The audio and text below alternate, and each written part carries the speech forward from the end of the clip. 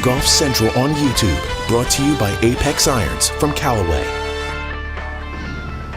Hello, I'm Cara Banks. Welcome to Golf Central on YouTube. It was an exciting opening round of the Sony Open where Joaquin Niemann was doing his best to rebound from a playoff loss to Harris English at Kapalua last week, while an eagle chip-in on 18 capped off an opening round of 62 to put him in a tie for the lead. And here's what he had to say after. Yeah, it's a good way to finish. Like I said, finishing with an eagle is always nice. Good way to keep motivated for tomorrow and have a nice round. Just if you just describe your round, what was really working well for you out there? Yeah, I think it's a little bit of everything. Hit the ball great off the tee, hit my irons really close, and make a lot of good putters. I think the only little mistake I had was on number 12. That I don't know what happened. Just hit a really firm putter and just three-putted there. But other than that, it was a pretty good day. Just kind of just a little bit of a continuation from Sunday. Yeah. After I finished, I was just keep thinking on the negatives of Sunday, the way I play on 18, just keep my mind a little bit frustrated a little bit. But after that, I think I was just thinking more of the positive of the week, the way I played, the way I play on Sunday, and just taking out the positive and try to put that into this week. Well, one last question. I mean, you and Sergio always seem to have a lot of fun. You have a good friendship. Does it help when you guys are playing together to kind of be able to feed off each other and that energy and that friendship? Yeah, it's always nice to have a friend next to you in a golf tournament. So yeah, we got a lot of fun. Hopefully we can get a good day tomorrow for me and for Sergio. What shirt did Sergio have on today? What? What shirt did Sergio have on? Yeah, we forgot. I mean, I gotta say it was coincidence. No, it was not coincidence on Sunday. So yeah, today just whatever we wear. Sunday was part of the Adidas. Sunday was I asked him by text, hey, what are you wearing tomorrow? Or like he sent me a picture of his outfit. I was like, all right, I'm gonna wear the same. How long does it take you to, like when you finish a round and you don't win in circumstances like that, like Kapalua? How long does it take you to put it behind you? It was the first time that it really hurt me finishing a golf tournament. But yeah, I mean, like I said, probably 1 or 2 days I was just keep thinking on how I couldn't make birdie on 18 and get it done. But yeah, I mean, I was talking with my coach, with my psychologist, and it was a good talk because we talked like for an hour about the whole tournament, not for that 18 hole. So it was a good way to take all the positive from that week. Sergio's got more experience with that. Yeah, with losing. I mean, yeah, he's been so around he longer. gave me a good speech right after I finished. He told me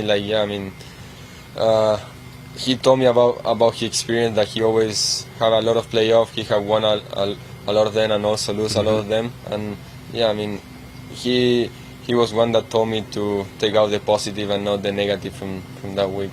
Was Sunday olvidado when you teed off? How'd I do? Good. Sorry? Was Sunday forgotten when you teed off today? Yes. Yeah, this is another week and yeah, just another tournament. Okay. Well, how do you play 18? On 18, I hit a high draw with the driver. I just through the fairway.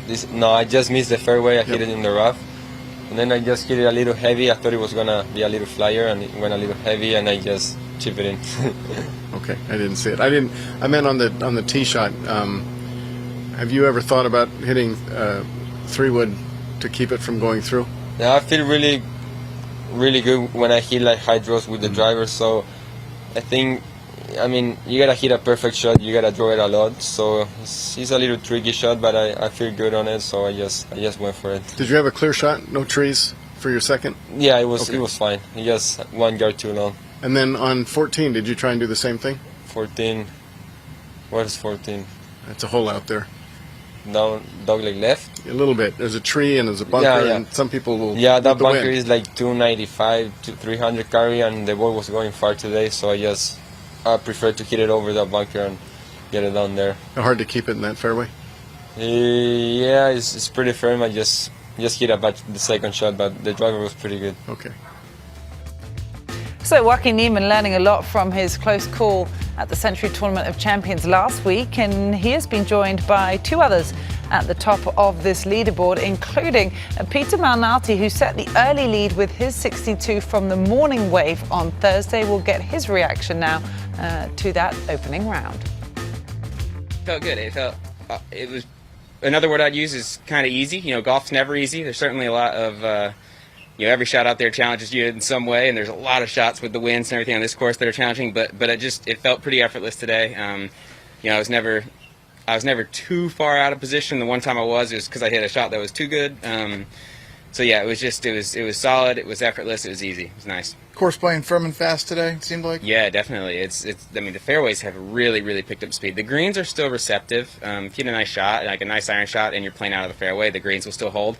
Which is why I think I was able to shoot a good score. You're going to see a lot of other good scores because the greens are holding, but the fairways, whew, they're chasing. What was you on three? Was that a chip? Three? No, it was a perfect approach shot. Honestly, it just went a little farther than I wanted it to into the back fringe, but it was it felt like a 20-foot putt. Okay. Yeah. You didn't have a chip in somewhere? No, I was off the green, but I used putter. Yeah. What was your best birdie do? I made 9 of them, didn't I?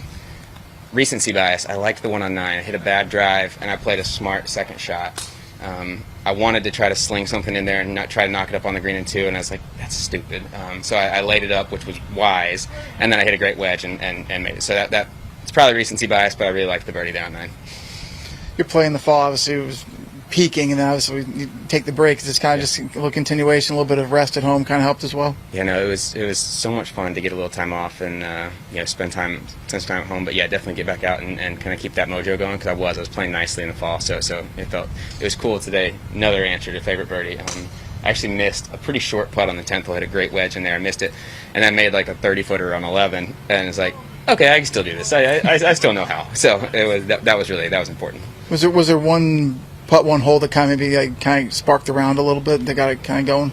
I bogeyed the 13th hole, which was my 4th, after 2 birdies to start, kind of, and then I was disappointed because I missed another putt that I expect to make on 13, but I stepped up on 14. Just didn't feel any sense to press or do anything, and just hit a really nice drive, really nice short iron, made 4-footer for birdie, and it's like, okay, yeah, that was like.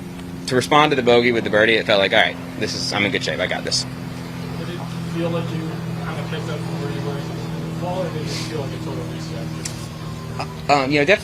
It definitely felt like a reset for sure, but I've very rarely in my career, I think it's my 7th year on tour, have I ever been in a position where 7 events into the season I have essentially a card locked up and I have tons of things I want to accomplish, but that baseline kind of that need for security there is kind of met, and so even though it's a total reset, it's still I come out with a lot of positive feelings from what happened in the fall.